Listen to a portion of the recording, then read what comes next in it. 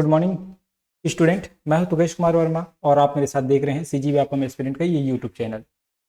आप सबको मालूम है कि व्यापम के द्वारा अब जो है एग्जाम कैलेंडर जारी कर दिया गया है, जिसमें मोस्ट वेटेड एग्जाम जिसका 21 महीने से इंतजार था, जो प्रयोगशाला परिचारक है उसका डेट अंततः घोषित कर दिया गया है। और आपको मालूम है कि 3 अगस्त 2025 को इसका परीक्षा होना है। वो आप जो बच्चे तैयारी कर रहे हैं, जिनका 12वीं पास है, जो कॉलेज जो कॉलेज भी कर रहे हैं, और ये सबसे अच्छा मौका है कि आपको 880 पदों के लिए जो है भर्ती देखने को मिलेगा। ठीक है, मोस्ट एग्जाम है, सब लोग अभी एडीओ का तैयारी करेंगे, है ना। तो जो ग्रेजुएट हो चुके हैं, जिनका पंचायती राज वगैरह में पकड़ है, जो अच्छे से पहले से जीएस कर चुके हैं, वो तो एडीओ का तैयारी करेंगे।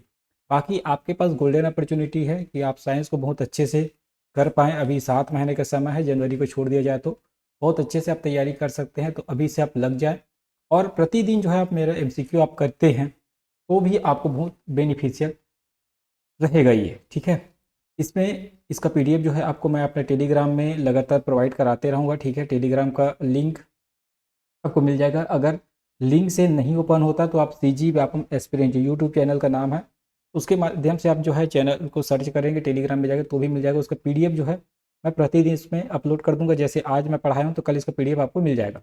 ठीक है, तो आप लगातार मेरे साथ बने रहें और जो है एमसीक्यू को करते जाए, ताकि आप जो है कितना पढ़ पाते हैं, कितना आप समझ पाते हो, आपको पता चल जाएगा। इस जो पीपीटी है, इसमें खासियत रहेगा कि इसमें एक्सप्लेनेशन को भी मैं लिख दिया हूँ, ताकि आपको इसका पीडीएफ दूँ तो आप एक्सप्लेनेशन को भी पढ़ पाए। तो चलिए आज की क्लास स्टार्ट करते हैं। पहली बार आए तो चैनल को सब्सक्राइब करिएगा और अपने दोस्तों तक शेयर करिएगा। 7 महीना समय है, मैं गारंटी देता हूँ इस 7 महीने में आपका विज्ञान मैं इतना अच्छे से करवा दूंगा कि आपको कुछ और एक्स्ट्रा पढ़ने की जरूरत नहीं है एमसीक्यू के माध्यम से। ठीक है, इस महीने थोड़ा सा समय लगेगा, है ना, क्योंकि अभी पीएससी प्री का एग्ज़ाम है। तो थोड़ा सा फरवरी तक जो है मैं एमसीक्यू तो आपको कराऊंगा, लेकिन उतना डिटेल एक्सप्लेन नहीं कर पाऊंगा, है ना। इसलिए इसका एक्सप्लेनेशन जो है मैं इसी में लिख दिया हूँ। बाकी जो अगले महीने से जो एमसीक्यू मैं लेके आऊँगा उसमें पूरा एक्सप्लेनेशन करते, साथ ही अपन थ्योरी क्लास भी देखेंगे इसका। ऐसा नहीं कि मैं थ्योरी छोड़ दूंगा, आपको थ्योरी क्लास भी कराऊंगा, क्या क्या इंपॉर्टेंट है, क्या क्या आपको हमेशा याद होना चाहिए। ठीक है, चलिए तो स्टार्ट करते हैं। पहला क्वेश्चन देखते हैं, सर्वदाता ब्लड ग्रुप कौन सा है? ए, ओ, बी, ए, बी। ठीक है, ये 4 ग्रुप आपको दिया हुआ है, 4 ऑप्शन दिया हुआ है। तो आपको बताना है सर्वदाता ब्लड ग्रुप कौन सा है ना, मतलब यूनिवर्सल डोनर का बात करना है, यूनिवर्सल डोनर। ठीक है, डोनर कौन है? और एक होता है रिसिप्टर, है ना, कौन रिसीव कर सकता है सभी ब्लड को, और कौन ऐसा ब्लड ग्रुप है जो सभी को क्या है डोनेट कर सकता है। तो आपको मालूम होगा जो ब्लड ग्रुप होता है 8 प्रकार का होता है, 8 टाइप का ब्लड ग्रुप होता है। ठीक है, जो बच्चे मेरे से पढ़े हैं उनको मालूम है। ठीक है, वो बहुत अच्छे से बायोलॉजी जब पढ़ाया था तो इसको एक्सप्लेन किया था।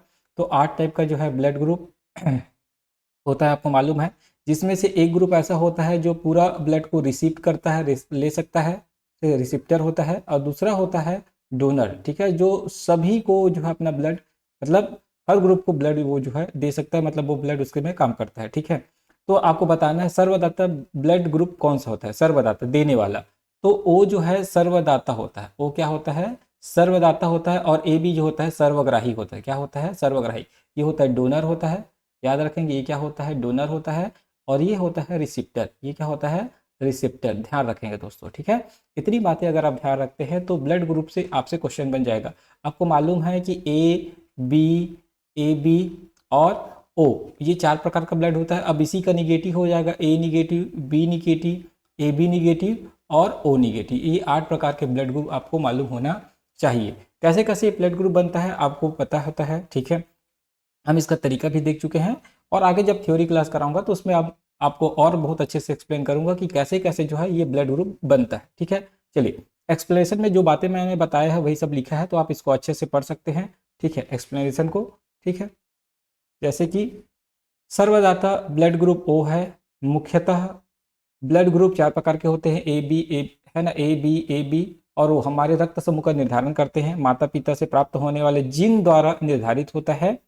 यदि एक व्यक्ति का रक्त समूह आर एच डी पॉजिटिव है और आर एच डी निगेटिव होता है, यदि ब्लड ग्रुप ए है तो ए पॉजिटिव हो सकता है, ए निगेटिव हो सकता है ना। तो ऐसा करके टोटल कितना ब्लड ग्रुप होते हैं? 8 ब्लड ग्रुप होते हैं। इसको ऑलरेडी मैंने आपको डिस्कशन कर दिया है, तो आप थ्योरी के रूप में भी इसको आप देख सकते हैं, ठीक है, क्योंकि ये जितना भी लिखा हूँ ये जो है पीडीएफ में नहीं रहेगा, बस ये आपका एक्सप्लेनेशन उसमें रहेगा, तो आपको क्लियर जो है इसका पीडीएफ मिलेगा। ठीक, चलिए, बैरोमीटर से क्या मापा जाता है? ठीक है, पानी की मात्रा, दूध का घनत्व, वायु दाब, उच्च ताप। तो बैरोमीटर से आपको मालूम है, बैरोमीटर से जो है क्या मापा जाता है? वायु दाब मापा जाता है। क्या मापा जाता है? वायु वायु दाब। ठीक है, चलिए एक्सप्लेनेशन देखते हैं इसका। बैरोमीटर से वायु दाब मापा जाता है। ठीक है, वायु दाब को मापने के लिए बैरोमीटर में पानी, हवा, पारा का प्रयोग किया जाता है। देखो किसका किसका, पानी, हवा अथवा पारा का प्रयोग किया जाता है। बैरोमीटर के आविष्कारक को ध्यान रखेंगे आप। बैरोमीटर के आविष्कारक कौन है? Evangelista Torricelli. यदि बैरोमीटर का पैमाना अत्यधिक जो है अचानक से गिरने लग जाए तो आंधी तूफान की संभावना रहती है, तथा धीरे धीरे जब कम होता है तो वर्षा की संभावना रहती है। आपको मालूम है अचानक से अगर एकाएक गिरता है बैरोमीटर, है ना, बैरोमीटर का पैमाना, तो आंधी तूफान आता है, और धीरे धीरे जब गिरता है तो वर्षा होती है। ठीक है, तो ये होता है इसका आंसर। तो बैरोमीटर क्या मापता है? तो वायु दाब मापता है। इसको पूछा गया था, मोस्ट इंपॉर्टेंट है। ठीक है, अभी ये प्रयोगशाला तकनीशियन में इसको पूछा गया था। चलिए, एक रासायनिक अभिक्रिया है जो कि प्रकाश या ऊष्मा से ऊर्जा निर्मुक्त करती है। उन्मूलन अभिक्रिया, ऊष्माक्षेपी अभिक्रिया, ऊष्माशोषी अभिक्रिया, योग अभिक्रिया। ठीक है, तो क्या बोल रहा है? एक रासायनिक अभिक्रिया जो प्रकाश या ऊष्मा से ऊर्जा निर्मुक्त करती, मतलब छोड़ती है, और छोड़ने का काम क्या होगा? ऊष्माक्षेपी में होता है। ठीक है, चलिए अब इसका एक्सप्लेनेशन पहले अपन देखते हैं। ठीक है, तो ऊष्माक्षेपी अभिक्रिया क्या होगा? ऊष्माक्षेपी, हमेशा ध्यान रखेंगे ऊष्माक्षेपी में ऊर्जा मुक्त होता है, यानी इस बात को ध्यान रखेंगे। ऊर्जा क्षेपी में क्या होता है? ऊर्जा मुक्त होता है, ऊर्जा इसमें मुक्त होता है। और ऊष्माशोषी में ऊर्जा जो है अवशोषित की जाती है। क्या की जाती है? अवशोषित की जाती है। बाहर से ऊर्जा अवशोषित इसमें होता है। ठीक है, इसमें बाहर ऊर्जा दी जाती है, इसमें बाहर ऊर्जा जाता है। ठीक है, रासायनिक अभिक्रिया से। तो ऊष्माक्षेपी अभिक्रिया वह रासायनिक अभिक्रिया है जो प्रकाश या ऊष्मा से ऊर्जा जो है क्या करती है? निर्मुक्त करती है। अगर सरल भाषा में कहें तो वे रासायनिक अभिक्रिया जिनके फलस्वरूप ऊर्जा उत्सर्जित होती है, मुक्त होती है, ऊष्माक्षेपी अभिक्रिया कहलाती है। ठीक है, ध्यान रखेंगे। इसके विपरीत जो होता है ऊष्माशोषी होता है। ठीक है, जो ऊष्मा जो है वातावरण से अवशोषित करता है। चलिए अगले प्रश्न की ओर बढ़ते हैं। अमाशय रस का वह घटक जो हमारे द्वारा ग्रहण किए गए भोजन में उपस्थित बैक्टीरिया को नष्ट करता है। हाइड्रोक्लोरिक अम्ल, रेनिन, पेप्सिन, लाइप्रेस। ठीक है, तो आपको इसका आंसर बताना है। अमाशय का वह घटक जो हमारे द्वारा ग्रहण किए गए भोजन में उपस्थित बैक्टीरिया को क्या करता है? नष्ट करता है। ठीक है, इसको एक्सप्लेनेशन देखते हैं। ठीक है, तो अमाशय में क्या होता है? हाइड्रोक्लोरिक अम्ल होता है। ठीक है, जो बैक्टीरिया को नष्ट करने का काम करता है। HCl जो है बनता है। ठीक है, और यही क्या करता है? बैक्टीरिया को खत्म करता है। ठीक है, बैक्टीरिया को क्या करता है? खत्म करने का काम ये करता है। तो अमाशय रस वह घटक है जो हमारे द्वारा ग्रहण किए गए भोजन में उपस्थित बैक्टीरिया को नष्ट करता है। वो क्या कहलाता है? हाइड्रोक्लोरिक अम्ल कहलाता है, HCl कहलाता है। ठीक है, HCl। हाइड्रोक्लोरिक अम्ल हमारे पाचन तंत्र के पेट में स्त्रावित होता है। हाइड्रोक्लोरिक अम्ल पाचन की प्रक्रिया के दौरान पेट द्वारा गठित पाचन तरल पदार्थ, ठीक है, खाद्य कणों में मौजूद हानिकारक सूक्ष्म जीवों को नष्ट करने का कार्य करता है। ध्यान रखेंगे, किसको नष्ट करता है? ये सूक्ष्म जीवों को नष्ट करता है। पेट पाचन एंजाइम और हाइड्रोक्लोरिक अम्ल भी पैदा करता है जो पाचन प्रक्रिया को क्या रखता है? बनाए रखता है। ध्यान रखेंगे। ठीक है, HCl के माध्यम से ही जो है पाचन प्रक्रिया होता है, सूक्ष्म जो बैक्टीरिया वगैरह है वो नष्ट होता है। ठीक है दोस्तों, चलिए अगले क्वेश्चन की ओर बढ़ते हैं। इसे कोशिका का पावर हाउस कहते हैं। Lysosome, गाल्जी body, ribosome, mitochondria. तो आप जानते हैं सबको पावर हाउस कोशिका किसे कहते हैं? ठीक है, माइटोकॉन्ड्रिया। इसका आप आंसर बहुत अच्छे से आपको मालूम है, शुरू से आप पढ़ते आए हैं 6वीं 7वीं कक्षा से। तो माइटोकॉन्ड्रिया, ये ऐसा क्वेश्चन को छोड़ना नहीं है, ये एकदम बेसिक क्वेश्चन है। अब इसको 6वीं 7वीं कक्षा से पढ़ते आए हैं, तो हम बेसिक क्वेश्चन से ही स्टार्ट किए। क्यों? क्योंकि अगर बेसिक आपको नहीं पता है, एडवांस आप पढ़ लिए, पता चल रहा है वहां जाके बेसिक क्वेश्चन पूछ दिया। ठीक है, तो आपको सभी क्वेश्चन मालूम होना चाहिए। 7 महीने का समय है, भरपूर समय है एक परीक्षार्थी को तैयारी करने का। जो बेसिक से भी चालू करेगा, जो अभी कुछ भी नहीं पढ़ा है, वो भी 7 महीने में जो है टॉप कर सकता है। ठीक है, तो माइटोकॉन्ड्रिया को कोशिका का पावर हाउस कहा जाता है। ठीक है, इसकी खोज 1886 में, याद रखें कब हुआ था इसका खोज? 1886 में अल्टमैन ने की थी। ठीक है, लेकिन बेंडा ने इसका नामकरण किया था। ध्यान रखेंगे भाई। ठीक है, कभी क्वेश्चन पूछ दिया जाएगा तो माइटोकॉन्ड्रिया का नाम किसने रखा था? तो बेंडा ने किया था। और खोज किसने किया था? तो अल्टमैन ने की थी। ठीक है, यह कोशिका श्वसन स्थल है, कोशिका का श्वसन स्थल होता है। इसकी संख्या कोशिका में निश्चित नहीं होती। ध्यान रखें, कोशिका में क्या नहीं होती? निश्चित नहीं होती है। यहाँ ऊर्जा युक्त कार्बनिक पदार्थों का क्या होता है? ऑक्सीकरण होता है, जिसे काफी मात्रा में ऊर्जा निकलती है, इसलिए इसे कोशिका का पावर हाउस कहते हैं। ठीक है, क्या होता है? कार्बनिक पदार्थों का ऑक्सीकरण होता है, जिसके कारण ये ऊर्जा ये उत्सर्जित करती है, जो ऊर्जा है वो बाहर निकलती है। ठीक है, इसी कारण इसको कोशिका का पावर हाउस कहते हैं। इसे कोशिका जन भी कहा जाता है, कोशिका का जन भी कहा जाता है, ध्यान रखेंगे। ठीक है, चलिए अगले प्रश्न की ओर बढ़ते हैं। एल्यूमिनियम का अयस्क है, ठीक है, सिनेबार, पायराइट, कोरंडम, बॉक्साइट। तो एल्यूमिनियम किससे निकाला जाता है? बॉक्साइट से। ठीक है, अब छत्तीसगढ़ के अगर छत्तीसगढ़ के बारे में थोड़ा भी आपको मालूम होगा तो जो जसपुर वाला जो क्षेत्र है या हमारे कोरबा में, आप पता है आपको कि बाल्को लगा हुआ है, बाल्को का एक प्लांट है ना, भारत एल्युमिनियम लिमिटेड कारपोरेशन, ठीक है, बाल्को का। ठीक है, यहाँ क्या किया जाता है, जो जसपुर में जो बक्साइट का जो क्षेत्र है उस वहाँ से बक्साइट को लाया जाता है और बक्साइट से क्या निकाला जाता है? एल्युमिनियम निकाला जाता है। ठीक है, तो आपको मालूम होना चाहिए सब प्लांट हमारे छत्तीसगढ़ में है। ठीक, तो यहाँ जो है एल्युमिनियम का अयस्क क्या है? बक्साइट। ठीक, तो चलिए एक्सप्लेनेशन देखते हैं, क्योंकि देखो एल्युमिनियम एक्चुअल में बक्साइट जो होता है इसका जो है खनन करना या बक्साइट जो है बहुत सस्ता होता है, ध्यान रखें क्या होता है? सस्ता होता है, लेकिन एल्युमिनियम महंगा होता है।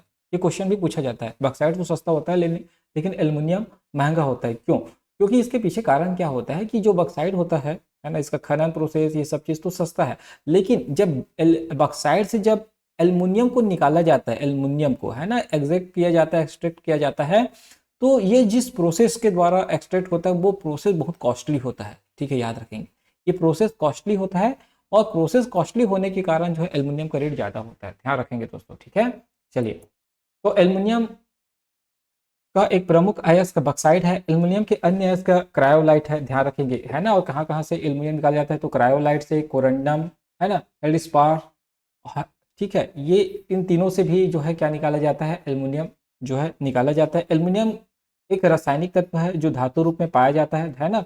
भू प्रॉपर्टी में सबसे अधिक मात्रा में पाई जाने वाली धातु, ध्यान रखेंगे सबसे ज्यादा तो एल्युमिनियम ही पाया जाता है। ठीक है, ज्यादा पाए जाने के कारण भी ये महंगा है, क्यों? क्योंकि इसका प्रोसेस जो है कॉस्टली होता है। तथा अयस्क वे पदार्थ है जो आर्थिक रूप से संभव स्रोत बनाने के लिए खनिज पर्याप्त उच्च एकाग्रता होती है। मतलब कहने का मतलब है अयस्क क्या होता है? जिसके द्वारा जो है उस पदार्थों को प्राप्त करते हैं। ठीक है, जैसे बक्साइट, ठीक है, ये जो है क्या है? अयस्क, तो इससे क्या निकाला जाता है? एल्युमिनियम। ठीक है, ध्यान रखेंगे। तो आप इतना ध्यान रखेंगे कि क्वेश्चन भी पूछा जाता है, क्योंकि बक्साइट की एल्युमिनियम की मात्रा अधिक मात्रा में उपस्थित है, फिर भी ठीक है एल्युमिनियम इतना महंगा क्यों होता है? तो इसका सिंपल सा आंसर है कि इसका जो प्रोसेस होता है ना, वो जो है बक्साइट से एल्युमिनियम निकालने का जो प्रोसेस होता है वो ज़्यादा क्या होता है? कॉस्टली होता है, ध्यान रखेंगे। चलिए अगले प्रश्न की ओर बढ़ते हैं। विद्युत मोटर में ऊर्जा किस रूप में परिवर्तित होती है? विद्युत मोटर में बोल रहा है ना, इलेक्ट्रिक मोटर में जो ऊर्जा है किस रूप में परिवर्तित होती है? यांत्रिक से विद्युत, विद्युत से यांत्रिक, ठीक है, यांत्रिक से प्रकाश और प्रकाश से यांत्रिक। ठीक है, अगर हम बात करें विद्युत मोटर, जैसे विद्युत मोटर की बात करें, जैसे आप पंप वगैरह को देखेंगे, ठीक है, विद्युत मोटर, तो यहाँ क्या होगा? विद्युत से यांत्रिक ऊर्जा में बदलता है। किसमें बदलता है? विद्युत से यांत्रिक ऊर्जा। ठीक है, याद रखेंगे। तो विद्युत मोटर एक विद्युत यांत्रिक मशीन है। क्या होता है? विद्युत यांत्रिक मशीन है जो विद्युत ऊर्जा को किसमें बदलता है? यांत्रिक ऊर्जा में परिवर्तित करता है। अर्थात इसे विद्युत स्रोत से जोड़ने पर यह घूमने लगता है और इससे जुड़ी हुई मशीन या यंत्र भी घूमने लगता है, अर्थात विद्युत जनित्र को उल्टा काम करता है। ठीक है, याद रखेंगे, सिंपल से बात है। विद्युत मोटर जो है विद्युत ऊर्जा को यांत्रिक ऊर्जा में बदलने का काम करेगा। जैसे टुल्लू पंप की अगर बात करूं, सामान्यतः आप देखे होंगे, आप जैसे बिजली चालू करते हैं तो बिजली के माध्यम से, विद्युत के माध्यम से विद्युत ऊर्जा उस पर गई और उसके बाद जितना भी उसके पार्ट्स है वो रोटेशन करने लगे और मैकेनिकल काम करने लगे, तो विद्युत ऊर्जा से रासायनिक ऊर्जा। ठीक है, ध्यान रखेंगे। चलिए आप मुझे कमेंट करके बताएंगे, जो जनरेटर आप देखे होंगे, तो जनरेटर कौन सा ऊर्जा प्रोड्यूस करता है, और है ना किस ऊर्जा से कौन सा ऊर्जा प्रोड्यूस करता है? ठीक है, याद रखेंगे, जनरेटर के बारे में आपको बताना है, एक्सप्लेन करके कमेंट करके कि जनरेटर कौन सी ऊर्जा को परिवर्तित करता है। ठीक है, चलिए अगले प्रश्न की ओर बढ़ते हैं। लाल रक्त कणिकाओं आरबीसी का जन्म क्या होता है? अस्थि मज्जा में, यकृत में, दिल में, फेफड़े में। तो कभी भी ध्यान रखेंगे, आरबीसी का जो जन्म होता है कहाँ होता है? अस्थि मज्जा में होता है। ठीक है, हड्डियों में होता है। ठीक है, चलिए एक्सप्लेनेशन देखते हैं। लाल रक्त कणिकाओं का निर्माण वयस्क मानव में अस्थि मज्जा में होता है, ध्यान रखें कहाँ होता है? अस्थि मज्जा में होता है। और जो भ्रूण होता है ना, भ्रूण अवस्था में पील्हा में होता है, याद रखेंगे, जो स्प्लीन होता है ना पील्हा, इस पे होता है। ठीक है, पील्हा में जो है इसका निर्माण होता है। ठीक है, लाल रक्त का जो लाल रक्त कणिकाएं हैं, इसका जीवन काल कितना होता है? 100 से लेकर 120 दिन का होता है, ध्यान रखेंगे। लाल रक्त कोशिकाओं की मृत्यु कहाँ होती है? यकृत में होती है। ठीक है, कहाँ होती है? यकृत में होती है। आप मुझे कमेंट करके बताएंगे, इसीलिए यकृत को क्या कहा जाता है? यकृत को कुछ नाम दिया गया है। ठीक है, ठीक है, तो आप उसको बताएंगे। कि लाल रक्त कणिकाओं की मृत्यु यकृत में होती है तो यकृत को क्या कहा जाता है, क्योंकि बायोलॉजी मैंने ऑलरेडी आपको पढ़ाया हुआ तो उसका आंसर आपको देना पड़ेगा। ठीक है, तो आप कमेंट करके बताइएगा यकृत को क्या और क्या किस नाम से जाना जाता है। लाल रक्त कणिकाओं का प्राथमिक कार्य शरीर की कोशिकाओं में ऑक्सीजन का परिवहन करना होता है। ठीक है, याद रखेंगे। तो लाल रक्त कणिकाओं का जो प्राथमिक कार्य होता है ना, जो प्रारंभिक कार्य होता है क्या होता है, कोशिकाओं में ऑक्सीजन का परिवहन करना और फेफड़ों तक कार्बन डाइऑक्साइड पहुंचाना। ठीक है, और फेफड़ों तक क्या होता है, कार्बन डाइऑक्साइड को पहुंचाना दोस्तों। ठीक है, इतने बातें आप ध्यान रखेंगे, ये इतना है। ठीक है, आपको एक क्वेश्चन से संबंधित 3 से 4 क्वेश्चन आपको यहाँ बनते जा रहा है, तो ध्यान रखेंगे। देखो, आरबीसी का जन्म आपको पता चल गया, अस्थि मज्जा में, भ्रूण अवस्था में, पिलहा में। उसके बाद क्या होता है, इसका जीवन काल आपको मालूम हो गया, 100 से लेकर 120 दिन तक। ठीक है, इसकी मृत्यु कहाँ होती है, यकृत में होती है, जानते हैं। ठीक है, यकृत को कब्रिस्तान भी कहा जाता है। ठीक है, इसको भी आप ध्यान रखेंगे। ठीक है, लाल रक्त कणिकाओं का प्राथमिक कार्य क्या होता है, शरीर की कोशिकाओं में ऑक्सीजन का परिवहन करना और फेफड़ों तक कार्बन डाइऑक्साइड को पहुंचाना। ठीक है, चलिए अगले प्रश्न की ओर बढ़ते हैं। शराब के अत्यधिक उपयोग से मानव शरीर किस अंग पर सर्वाधिक प्रभाव पड़ता है, पेनक्रियाज, आंत, लीवर, आंख। ठीक है, तो आप सुने होंगे कि कई लोग को लीवर सिरोसिस हो गया करके, क्या हो गया, लीवर सिरोसिस। जब लीवर खराब होने लग जाता है तो व्यक्तियों को लीवर सिरोसिस नाम का एक बीमारी हो जाता है। ठीक है, और उसके बाद उनका लीवर पूरी तरह से डैमेज हो जाता है, खराब हो जाता है और उसकी मृत्यु भी हो जाती है। ठीक है, तो लीवर सिरोसिस जो है अलग अलग प्रकार का होता है ना, हेपेटाइटिस जिसको बोलते हैं A, B, C, ऐसा अलग अलग आता है। ठीक है, तो याद रखेंगे, शराब के अत्यधिक उपयोग से मानव शरीर के लीवर पर सर्वाधिक प्रभाव पड़ता है। अधिक शराब पीने के कारण लीवर में सिरोसिस, किरोसिस नहीं है, सिरोसिस नामक बीमारी हो जाती है। ठीक है, जिससे लीवर को अपने सामान्य कामकाज जैसे हार्मोन, दवाइयाँ, टॉक्सिन जैसे प्रोसेसिंग प्रोटीन जैसी जरूरी तत्वों का उत्पादन नहीं कर पाता। वैसे तो आपको मालूम होगा कि अगर आपका लीवर है, लीवर को अगर काट दिया जाए, है ना, लीवर का अगर 90% भी अगर खराब हो गया है, ठीक है, तो वो धीरे धीरे सर्वाइव करके ठीक हो जाता है, क्योंकि लीवर एक ऐसा अंग होता है, अगर इसको काट भी दिया जाएगा तो जिस अवस्था में है उसी अवस्था में ये पुनः ही ये बन जाता है। ठीक है, तो लीवर तो वैसे जनरली खराब होता नहीं है, लेकिन अत्यधिक मात्रा में यह आपको पीलिया पीलिया अगर होता है तो सबसे ज़्यादा प्रभाव कहाँ पड़ता है, लीवर को ही पड़ता है। पीलिया अगर होता है तो सबसे ज़्यादा प्रभाव कहाँ होता है, इसी में। ठीक है, अगर अब बात किया जाए, लीवर अगर खराब हो गया बोल दिया तो उस व्यक्ति को पीलिया होगा, या अगर पीलिया हो गया ऐसा अगर सुनने को मिल रहा है आपको, तो उसका कहीं ना कहीं असर जो है लीवर पर ही दिखता है। ठीक है, और लीवर सिरोसिस नाम की बीमारी होता है, पीलिया ये लीवर से संबंधित होता है, याद रखेंगे, सिरोसिस बीमारी। ठीक है, चलिए अगले प्रश्न की ओर बढ़ते हैं। निम्न में से कौन सी एक बीजपत्री पौधा है, अंगूर, आम, धान, सेब। ठीक है, एक बीजपत्री पौधा है, तो इसका आंसर देखते हैं। धान जो है एक बीजपत्री पौधा है। कौन सा, धान। ध्यान रखेंगे, धान जो है एक बीजपत्री पौधा है। धान एक प्रमुख फसल है जिससे चावल निकाला जाता है। एक बीजपत्री सुपुष्पक पौधे का वह समूह होता है जिनके बीजों में मुख्य रूप से एक ही बीज होता है। क्या होता है, एक ही बीज पत्र पाया जाता है। एक बीज पत्री की पहचान बीज एवं पत्तियों के द्वारा की जाती है। पहचान कैसे की जाती है, बीज एवं पत्तियों के द्वारा की जाती है। ध्यान रखेंगे, यह बीज को अंकुरित होने के लिए आवश्यक पोषक तत्व प्रदान करने में सहायता करता है। मतलब बीज और पत्तियों के माध्यम से इसकी पहचान होती है, और ये क्या करता है, जो बीज होता है उसको अंकुरित करने के लिए पोषक तत्व प्रदान करने में सहायता करता है। एक बीजपत्री मुख्य रूप से पौधों के पत्तों को संदर्भित करता है ना, पौधे के पत्तों को संदर्भित करता है, जो बीज के अंकुरित होने के समय उत्सर्जित होता है। ठीक है, जैसे जैसे बीज जो है अंकुरित होगा तो उसके पौधे जो है निकलना स्टार्ट हो जाएगा। ठीक है, तो मतलब एक बीज से पौधे का निकलना एक बीजपत्री का, आप इसको समझ पाते। जैसे मान लो चावल, इसको धान को डुबाए हैं, अभी इसका अंकुरन होना स्टार्ट होगा तो यहाँ से पौधे निकलना स्टार्ट होगा, तो इसको क्या बोलते हैं, एक बीजपत्री। ध्यान रखेंगे। चलिए अगले प्रश्न की ओर बढ़ते हैं। किस प्रकार के दांतों का उपयोग खाद को पीसने में किया जाता है। ठीक है, कृदंतक, रत्नक, दूध के दांत और दाढ़। ठीक है, तो पीसने में बोलते हैं तो पीसने में दाढ़ का उपयोग किया जाता है। ठीक है, ध्यान रखेंगे, किसका उपयोग किया जाता है, दाढ़ का। दाढ़ का उपयोग खाद को पीसने में किया जाता है। मनुष्य के जीवन में 2 प्रकार के दांत निकलते हैं, एक होता है दूध के दांत जो बचपना में आता है, ठीक है, तथा दूसरा होता है स्थायी दांत, जो दूध के दांत टूट जाते हैं उसके बाद स्थायी दांत आता है। दूध के दांत 3 प्रकार के और स्थायी दांत 4 प्रकार के होते हैं। ध्यान रखेंगे, दूध के दांत कितने प्रकार के, 3 प्रकार के, और स्थायी दांत जो है 4 प्रकार के होते हैं, जो निम्न है। छेदक या इसी को बोलते हैं कृंतक। ठीक है, भोजन काटने के लिए, भोजन काटने का दांत होता है जो कृंतक होता है। भेदक या इसी को बोलते हैं रदनक, जो भोजन को फाड़ने के लिए, है ना, फाड़ने के दांत होता है, और एक होता है अग्रचवर्णक होता है जो भोजन को चबाने के लिए, चवर्णक नाम से ही पता चलता है चबाने के लिए, और एक होता है चवर्णक जो भोजन को पीसने के दांत होता है, ध्यान रखेंगे, ठीक है, या इसी को दाढ़ के दांत बोलते हैं, ठीक है, याद रखेंगे। तो इतना जो है प्रकार होता है, इसको भी ध्यान रखेंगे। ठीक, एक बुद्धि के दांत भी आते हैं, ठीक है, अक्ल का दांत भी बोलते हैं, ठीक है, जो आपको लगभग 20-22 साल ऐसा कुछ है ना, उसका एग्जैक्ट डेट मेरे को याद नहीं आ रहा है, तो उस अवस्था में जो आता है तो उसको भी आप देख सकते हैं, ठीक है। तो इसको थ्योरी वाला पोर्शन में बहुत अच्छे से और एक्सप्लेन करूंगा, मैं ऑलरेडी आपको बोल रहा हूँ, बस आप मुझे जनवरी तक ही समय दें, फरवरी से आपको इसका थ्योरी क्लास भी बहुत अच्छे से आपको एक्सप्लेन कर दूंगा, ताकि आपको ज़्यादा पुस्तक पढ़ने की भी ज़रूरत मत पड़े, क्या क्या चीज़ इंपॉर्टेंट है उसको भी मैं क्लियर करते चले जाऊँगा थ्योरी क्लास में, ताकि आप जो है बहुत अच्छे से समझ बैठा सके। पूरा फ्री क्लास रहेगा, 7 महीने का समय है, आराम से आप इसको क्रैक कर सकते हैं। रक्त का शोधन होता है लीवर में, तिल्ली में, किडनी में, पेट में, ठीक है, याद रखें। तो रक्त का शोधन कहाँ होता है आप बताएंगे? रक्त का शोधन जो होता है किडनी में होता है। रक्त का शोधन क्या होता है? किडनी में होता है।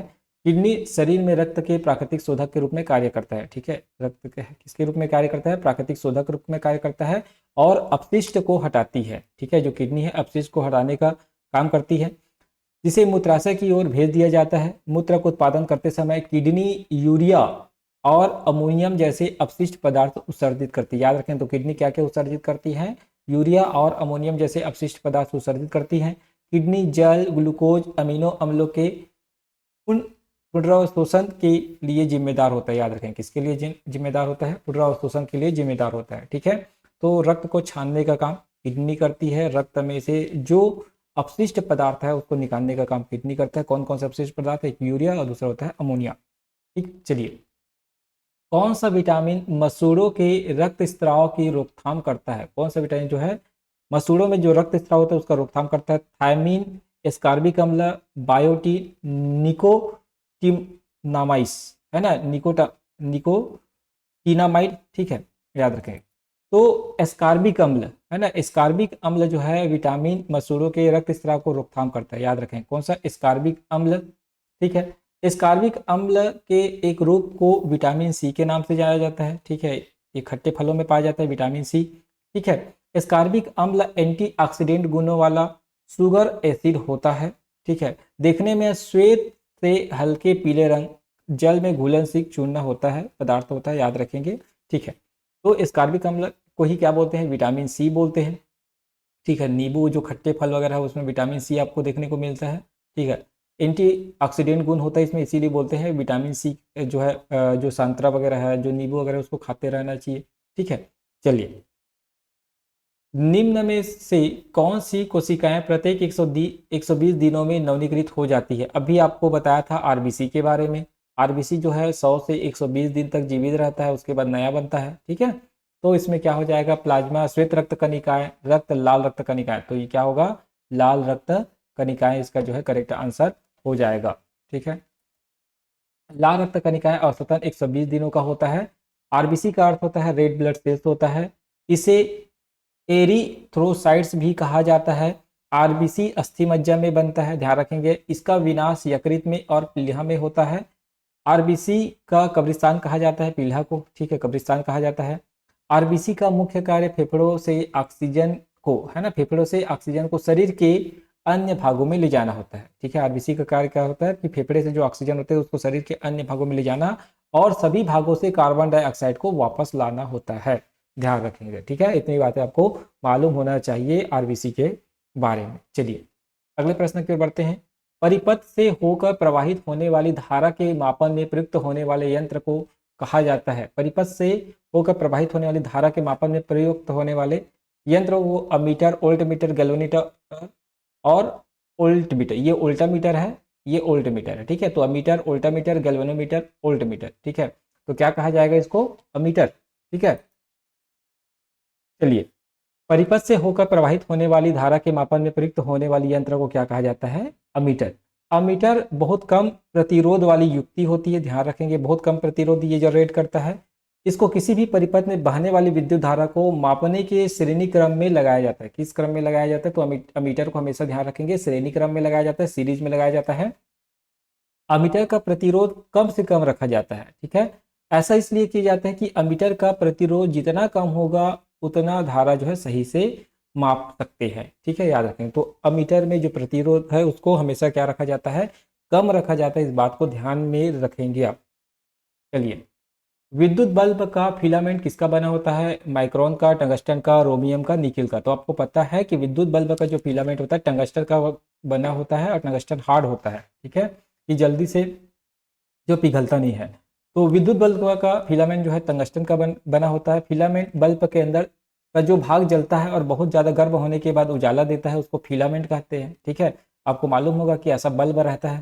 ठीक, ऐसा बल्ब रहता है और इसमें एक ऐसा फिलामेंट लगा रहता है। ठीक है, ऐसा ऐसा एक फिलामेंट। तो ये जो फिलामेंट जलता है इसी को हम क्या बोलते हैं, मतलब टंगस्टन का बना होता है, इसी को हम बोलते हैं फिलामेंट। इसको क्या बोलते हैं, फिलामेंट बोलते हैं। बल्ब के फिलामेंट में टंगस्टन का उपयोग किया जाता है क्योंकि टंगस्टन का गलनांक क्या होता है, बहुत ज़्यादा होता है। लगभग 14,000 के आसपास, मेरे को याद आ रहा है 14,000 या 1400 के आसपास। ठीक है, देख लेना एक बार इसको। ठीक है, मेरे को एग्जैक्ट डाटा भी याद नहीं है। तो टंगस्टन का उपयोग होता है, टंगस्टन का गलनांक बहुत ज़्यादा होता है और ज़्यादा गर्म तापमान पर यह पिघलता नहीं है। ज़्यादा गर्म तापमान पर ये पिघलता नहीं है, इसीलिए इसका उपयोग किया जाता है। क्योंकि लगातार आप जानते हैं कि बल्ब जलते रहता है और बल्ब लगातार जलने के कारण ये बहुत ज़्यादा गर्म हो जाता है। ठीक है, अगर ये टंगस्टन का नहीं बना होता, किसी अन्य पदार्थ का बना होता जिसका गलनांक बहुत कम है, तो बार बार ये खराब हो जाता है क्योंकि ज़्यादा जलेगा, जलने के कारण ये पिघल जाएगा और ख़राब हो जाता। चलिए, जब कोई जहाज नदी से समुद्र में प्रवेश करता है तो वह समान रहता है, थोड़ा ऊपर उड़ता है, थोड़ा नीचे रहता है, इनमें से कोई नहीं। जब कोई जहाज जो है नदी में से किसमें प्रवेश करता है, समुद्र में। जब कोई जहाज नदी में से समुद्र में प्रवेश करते हुए थोड़ा ऊपर उड़ जाता है। कैसा हो जाता है, थोड़ा ऊपर उड़ जाता है, क्योंकि नदी के जल की तुलना में समुद्री जल की सघनता है ना, जो घनत्व है वो क्या होता है, ज्यादा होता है, सघन होता है, डेंसिटी ज्यादा हो जाता है, अधिक हो जाता है, क्योंकि उसमें नमक रहता है। ठीक है, यही कारण है कि नदी जल की तुलना में जहाज पर समुद्री जल द्वारा उत्प्लावन काफी अधिक होता है। समुद्री जल पर क्या होता है, उत्प्लावन पर ऊपर उड़ जाता है जहाज, और समुद्र के जल में प्रवेश करते हुए जहाज का स्तर जो क्या हो जाता है, ऊपर उड़ जाता है। किस कारण, क्योंकि वहाँ डेंसिटी ज़्यादा हो जाता है। क्या हो जाता है, डेंसिटी ज़्यादा हो जाता है। क्यों ज़्यादा हो जाता है डेंसिटी, क्योंकि यहाँ जो होता है NaCl होता है, नमक होता है, ध्यान रखेंगे। ठीक है, इस कारण इसका उत्प्लावन बल क्या हो जाता है, अधिक हो जाता है। चलिए, अगले प्रश्न की ओर बढ़ते हैं। उस पौधे को पहचानिए जो रेशा नहीं उत्पन्न करता, ताड़, भांग, नारियल, कपास। तो इसमें ताड़ आना चाहिए इसका आंसर। ताड़ जो है रेशा उत्पन्न नहीं करता। उस पौधे का नाम क्या है, ताड़ है, जो रेशा उत्पन्न नहीं करता। ठीक है, ताड़ को पाम बोलते हैं। एक बीज पत्री वृक्ष है, ध्यान रखेंगे। क्या है, एक बीज पत्री वृक्ष। अभी बताया एक बीज पत्री क्या होता है। इसका तना सीधा, सबल और शाखा विहीन होता है। कोई भी शाखा इसमें नहीं होता ताड़ में। ऊपर सिरे पर कई लंबी वृंद तथा किनारे पर कटी फलक वाली पत्तियां लगी होती है। ऊपर पर क्या लगा होता है, लंबी वृंद होता है, और नीचे पे कटी फलक वाली जो पत्तियां लगी होती है। ताड़ के वृक्ष 30 मीटर तक हो सकते हैं, ध्यान रखें। कितने मीटर तक हो सकते हैं, 30 मीटर तक हो सकते हैं। ये पेड़ मुख्यतः भारत में बिहार, बंगाल, झारखंड और पठारी क्षेत्रों में पाई जाती है, ताड़ का वृक्ष। ठीक है, चलिए अगले प्रश्न की ओर बढ़ते हैं।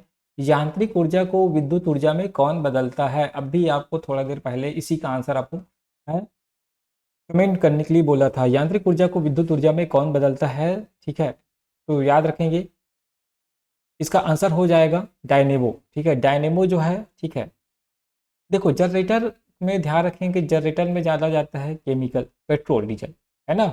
तो जो केमिकल है, केमिकल एनर्जी से जो है विद्युत एनर्जी हो जाएगा। डायनेमो क्या करता है, यांत्रिक ऊर्जा को विद्युत ऊर्जा में बदलने का काम करता है डायनेमो। डायनेमो की खोज जो है 1831 में फैराडे ने की थी, ध्यान रखेंगे। डायनेमो की खोज किसने की है, तो 1831 में फैराडे ने की है। जब बंद कुंडली को चुंबकीय क्षेत्र की उपस्थिति में तेजी से घुमाया जाता है, किसको, बंद कुंडली को चुंबकीय क्षेत्र की उपस्थिति में तेजी से घुमाया जाता है, तो कुंडली में से होकर गुजरने वाली चुंबकीय फ्लक्स रेखाओं की संख्या में बदलाव होता है। इसमें बदलाव होता है, चुंबकीय फ्लक्स रेखाओं की संख्या में बदलाव होता है। इस परिवर्तन के प्रभाव से कुंडली में एक विद्युत धारा प्रेरित होती है। तब कुंडली को घुमाने का कार्य या वह ऊर्जा जो है, यांत्रिक ऊर्जा कुंडली में से विद्युत ऊर्जा के रूप में प्राप्त होती है। इसी सिद्धांत पर ही कार्य करता है। सीधी सीधी बस आप इतना बात ध्यान रखेंगे। इसका खोज को किसने इसका खोज किया, फैराडे ने किया है। और ये जो है आपका जो मैकेनिकल एनर्जी है इसको इलेक्ट्रिकल एनर्जी में कन्वर्ट करता है। बस इतनी बातें आपको ध्यान में रखना है। इलेक्ट्रिकल एनर्जी में ये कन्वर्ट करने का काम करता है, मैकेनिकल तो इलेक्ट्रिकल। ठीक है, चलिए हाइड्रोमीटर से क्या मापी जाती है? घनत्व, समुद्र की गहराई, आर्द्रता, आयनन। तो हाइड्रोमीटर से आपेक्षिक आर्द्रता मापी जाती है, ध्यान रखेंगे। हाइड्रोमीटर से आपेक्षिक आर्द्रता मापी जाती है। हाइड्रोमीटर एक वैज्ञानिक उपकरण है। इस उपकरण के द्वारा द्रवों का आपेक्षिक घनत्व ज्ञात करते हैं। हाइग्रोमीटर का उपयोग वातावरण की आर्द्रता को मापने के लिए किया जाता है, ध्यान रखेंगे। ठीक है, हाइड्रोमीटर। ठीक, चलिए पक्षी द्वारा होने वाला परागण कहलाता है एंटोमोफिली, एनिमोफिली, अर्निथोफिली, हाइड्रोफिली। तो पक्षी द्वारा होने वाला परागण क्या कहलाता है? तो ये कहलाता है ऑर्निथोफिली, है ना, ऑर्निथो पक्षी द्वारा। ठीक है, याद रखेंगे, पक्षी द्वारा अर्निथोफिली।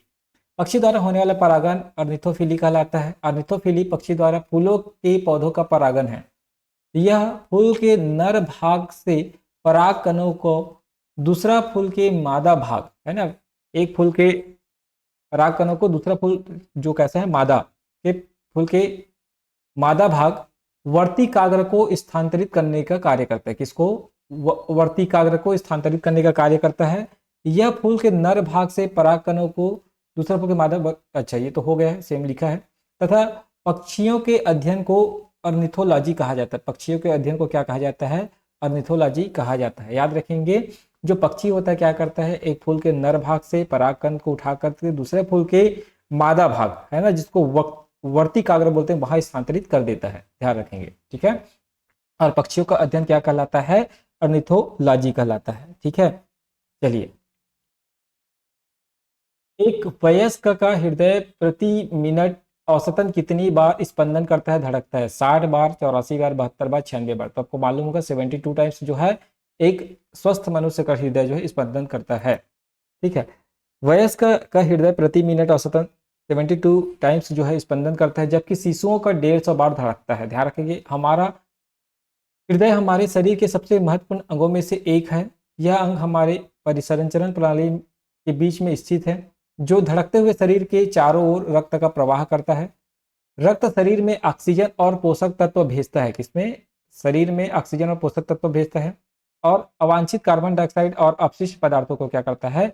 बाहर निकालने का कार्य करता है। चलिए, पोलियो का विषाणु शरीर में कैसे प्रवेश करता है? संदूषित जल व भोजन से, प्रदूषित या संदूषित भोजन या जल से, दीमक के काटने से, नासिका से स्रावित होने वाला लार, अन्य पदार्थों से, मच्छर के काटने से। तो पोलियो का विषाणु, ठीक है, शरीर में कैसे प्रवेश करता है? तो पोलियो का विषाणु संदूषित या प्रदूषित जल व भोजन के माध्यम से शरीर में जो है प्रवेश करता है। पोलियो का एक विषाणु जनित भीषण संक्रामक रोग है, जो आमतौर पर एक व्यक्ति से दूसरे व्यक्ति में संक्रमित विष्ठा या खाने के माध्यम से फैलता है। यह संक्रमण व्यक्ति के शरीर की रीढ़ की हड्डियों, याद करेंगे, रीढ़ की हड्डियों, मस्तिष्क को नुकसान पहुंचाता है। पोलियो, है ना, का जो विषाणु होता है किसको किसको नुकसान पहुंचाता है? रीढ़ की हड्डियों और मस्तिष्क को नुकसान पहुंचाता है, जिसके कारण व्यक्ति को लकवा, है ना, क्या होता है? लकवा, यानी शरीर के कुछ हिस्से ठीक से कार्य नहीं कर पाते, है ना। आप देखे होंगे कई लोग पोलियो से ग्रस्त होता है तो उनका या तो हाथ काम नहीं करता, पीठ काम नहीं करता, कई प्रकार से आप देखे होंगे। ठीक, तो ध्यान रखेंगे, तो किसके माध्यम से? प्रदूषित जल भोजन के माध्यम से प्रवेश करता है, ध्यान रखेंगे, फैलता भी है। एक दंत चिकित्सक कौन सा दर्पण का उपयोग करता है? उत्तल, लेंस, बेलनाकार, समतल, अवतल। ठीक है, तो याद रखेंगे, एक दंत चिकित्सक जो है अवतल दर्पण का उपयोग करता है। ठीक है, दंत चिकित्सक द्वारा रोगी के दांतों का बड़े प्रतिबिंब देखने के लिए अवतल, ठीक है, किसके लिए? अवतल, ठीक है, अवतल दर्पण का उपयोग किया जाता है। ठीक है, अब इसमें एक चीज और आपको बता दूं, एक लेंस को पूछा जाता है, अवतल लेंस, उत्तल लेंस। लेंस भी पूछा जाता है, एक होता है उत्तल लेंस और एक होता है अवतल लेंस। ठीक है, ऊ ऐसा याद रखेंगे, ऊ मतलब दूर, ऐसा याद रख लेंगे, दूर। औ मतलब नीचे, ऐसा याद रखेंगे, पास, औ से पास। ठीक है, तो ये दूर दृष्टि के लिए उपयोग होता है, ये निकट दृष्टि के लिए उपयोग होता है, ध्यान रखेंगे। ठीक है, तो अवतल दर्पण का उपयोग किया जाता है। अवतल दर्पण का प्रतिबिंब, इसको ध्यान रखेंगे, अवतल दर्पण का प्रतिबिंब जो है आभासी बनता है, सीधा और बड़ा बनता है। देखो, अवतल दर्पण का जो प्रतिबिंब है वो सीधा रहेगा, बड़ा रहेगा और आभासी रहेगा, वास्तविक नहीं रहेगा। क्या रहेगा? आभासी रहेगा। ठीक है, आभास ठीक है, हमको जितना बड़ा है उतना ही बड़ा नहीं दिखेगा, ठीक है, बड़ा दिखेगा। और बड़ा दिखेगा, जाहिर सी बात है, जो वस्तु है, मान लो छोटा सा वस्तु है और इससे ऐसा बड़ा दिख रहा है कोई चीज, तो भाई ये वास्तविक थोड़ी है, ये आभासी है, ठीक है। और मतलब एग्जैक्ट जगह में नहीं है, इसका कहने का मतलब है जिस जगह में है उसी जगह में नहीं दिखता हमको, ये आभासी सीधा दिखेगा और बड़ा दिखेगा, ध्यान रखेंगे। अवतल दर्पण का प्रयोग टार्च, सर्च लाइट, गाड़ियों के हेडलाइट और हजामत बनाने में भी इसका किया जाता है, जो दर्पण होता है उसमें किया जाता है, ठीक है। लार स्टार्च को किसमें अपघटित कर देता है? सुक्रोज में, ग्लूकोज में, कार्बन डाइऑक्साइड व जल में, फ्रक्टोज में। तो लार स्टार्च को किसमें अपघटित करता है? तो लार स्टार्च को ग्लूकोज में अपघटित कर देता है। ग्लूकोज जो है सबसे सरल कार्बोहाइड्रेट है, ध्यान रखेंगे। यह जल में घुलनशील होता है, ठीक है, तथा इसका रासायनिक सूत्र जो है C6H12O6 होता है। मोस्ट इंपॉर्टेंट रासायनिक सूत्र है। यह स्वाद में मीठा होता है, ग्लूकोज, आपको मालूम है। सजीवों की कोशिका के लिए ऊर्जा का सर्वप्रमुख स्रोत होता है, इसीलिए अगर एकदम से आपको थकावट लगता है तो आपको ग्लूकोज पानी पीने को कहा जाता है, क्योंकि वहां से आपको इंस्टेंट एनर्जी मिलता है, ठीक है। चलिए और आगे आप देखते हैं। भोजन प्रेशर कुकर में जल्दी से पक जाता है, क्यों? भाप जल से अधिक गर्म होती है, कुकर में जल कम ताप पर उबलने लगता है, ताप पर उबलने लगता है। उच्च दाब पर क्वथनांक बढ़ जाता है, उसमें कुकर से बाहर नहीं जाता। तो कुकर में क्या होता है, जो जल का ताप जो है, कुकर में जल कम ताप पर क्या होता है, उबलने लग जाता है, ठीक है। चलिए तो इसमें देखते हैं इसका सही आंसर। भोजन प्रेशर कुकर में जल्दी पक जाता है क्योंकि खाना पकने के दौरान बनने वाली भाप इससे बाहर नहीं निकल पाती, ठीक है। और आंच के कारण जैसे जैसे पानी का क्वथनांक बढ़ता है वैसे वैसे कुकर के अंदर जो है प्रेशर, ठीक है, या दबाव भी बढ़ जाता है। भाप धीरे धीरे कुकर में मौजूद खाद्य पदार्थ पर दबाव बढ़ाती है, जिससे भोजन जो है जल्दी से पक जाता है, ठीक है। तो उसमें जो है बाहर नहीं जा पाती, जिसके कारण क्वथनांक में वृद्धि होता है, और क्वथनांक में वृद्धि होने के कारण उसका अंदर का दाब बढ़ता है, और दाब बढ़ने के कारण जो है जो भोजन है वो जल्दी से पक जाता है। कौन सी गैस वायुमंडलीय प्रदूषण का कारक है? सल्फर डाइऑक्साइड, नाइट्रोजन, ऑक्सीजन, भाप। तो कौन सी वायुमंडलीय प्रदूषण का कारक है? ऑक्सीजन तो नहीं हो सकता, भाप नहीं हो सकता, अब आपके पास सल्फर डाइऑक्साइड है और नाइट्रोजन है, ठीक है। तो सल्फर डाइऑक्साइड इसका करेक्ट आंसर होता है। सल्फर डाइऑक्साइड गैस वायुमंडलीय प्रदूषण का कारक है। सल्फर डाइऑक्साइड ज्यादातर कारखानों आदि कोयला या तेल जैसी चीजों को जलाने में से निर्माण होता है। इस गैस का उपयोग बड़े बड़े जहाजों तथा कई डीजल साधन सल्फर ईंधन के जलने से होता है, ठीक है। हवा में सल्फर डाइऑक्साइड बनती है, ठीक है, सल्फर डाइऑक्साइड बनती है। अम्ल वर्षा का कारण भी क्या है? सल्फर डाइऑक्साइड, ध्यान रखेंगे, ठीक है। जो अम्ल वर्षा होता है, और अम्ल वर्षा के कारण जो है ताजमहल का जो व्हाइट कलर है वो पीला पड़ने लग गया, ये बात आपको मालूम है, इसको बहुत पहले से आप पढ़ते आए हैं। विटामिन ए की कमी से कौन सा रोग होता है? बालों का झड़ना, कमजोरी, रात की अंधता, दस्त। तो विटामिन ए की कमी से होता है अंधता रोग, रात है ना, अंधता रोग होता है, ठीक है, ध्यान रखेंगे। तो विटामिन ए की कमी से रात्रि अंधता रोग होता है। विटामिन ए आंखों के लिए बहुत जरूरी होता है। विटामिन ए की कमी से आंखों की बीमारियां होती है, जैसे रतौंधी रोग बोलते हैं, ठीक है। आंख के सफेद हिस्से में धब्बे। विटामिन ए की कमी को दूर करने के लिए चुकंदर, गाजर, पनीर, दूध, हरी सब्जी, पीले रंग के फल आदि हमको खाना चाहिए। मानव शरीर की कोशिकाओं में कितने गुणसूत्र पाए जाते हैं? 43, 45, 44, 46। आपको मालूम है 46 गुणसूत्र है ना, जोड़ियों में पाया जाता है, 23 जोड़ी गुणसूत्र होता है, ठीक है। तो हम जानते हैं प्रत्येक प्रजाति में गुणसूत्र की संख्या निश्चित होते हैं। मानव शरीर में गुणसूत्र की संख्या कितनी होती है? 46 होती है। 23 जोड़ी होते हैं, जिसमें 22 गुणसूत्र नर और मादा में समान होता है। एक गुणसूत्र जो होता है वो अलग होता है, ठीक है, याद रखेंगे। इसे सम्मिलित रूप से समजात गुणसूत्र कहते हैं। एक गुणसूत्र के कारण नर और मादा डिसाइड होता है, ठीक है, एक जोड़ी गुणसूत्र के कारण। बाकी 22 जो है समान होता है दोनों में, नर और मादा में, ठीक। सबसे छोटी जीवित कोशिका कौन सी है? ब्रेड फफूंद, जीवाणु, माइक्रोप्लाज्मा, विषाणु, ठीक है। तो आपको मालूम है इसका आंसर जो है माइक्रोप्लाज्मा होता है, ठीक है। माइक्रोप्लाज्मा सबसे छोटी जीवित कोशिका है। तो माइक्रोप्लाज्मा अभी तक खोजी गई सबसे छोटी जीवाणु कोशिका है। माइक्रोप्लाज्मा की खोज नोकार्ड एवं राक्स ने 1898 में की थी, याद रखेंगे। नोकार्ड एवं राक्स ने 1898 में की थी। माइक्रोप्लाज्मा जीवाणु का एक जीन है जो उन्हें कोशिका झिल्ली के चारों ओर एक जो है कोशिका भित्ति का अभाव होता है, ठीक है। तो ये रहा दोस्तों आज का हमारा 30 क्वेश्चन साइंस से रिलेटेड, ठीक है।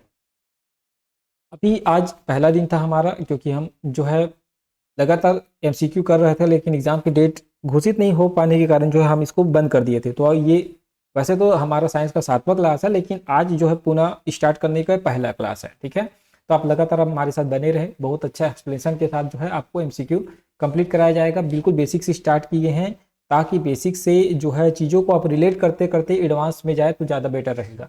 आप अचानक से एडवांस में जाने की कोशिश करेंगे ना, आपका बेसिक हो पाएगा ना मॉडरेट हो पाएगा, कुछ भी नहीं हो पाएगा। तो बिल्कुल बेसिक से स्टार्ट करें, बेसिक को रिकॉल करते हुए एडवांस में आप जाते जाए। तो आपके लिए प्रतिदिन जो है मैं इसी प्रकार एमसीक्यू लेके आऊँगा, ठीक है। अपन जो है इसको थ्योरी इसका भी देखेंगे, पूरा थ्योरी पढ़ेंगे, उस थ्योरी के साथ जो है अपन जो है एमसीक्यू भी करते ही जाएंगे, ठीक है। क्योंकि थ्योरी में आपको फिजिक्स, फिर केमिस्ट्री, फिर बायोलॉजी आपको मैं पूरा कंप्लीट करा दूंगा। 1 महीना लगेगा, 1 महीने में जो इंपॉर्टेंट फैक्ट है जिसको आपको याद होना ही चाहिए, कैसे कैसे याद रखना है, उसको भी हम उसमें देख लेंगे, ठीक है। आज के लिए बस इतना ही, धन्यवाद।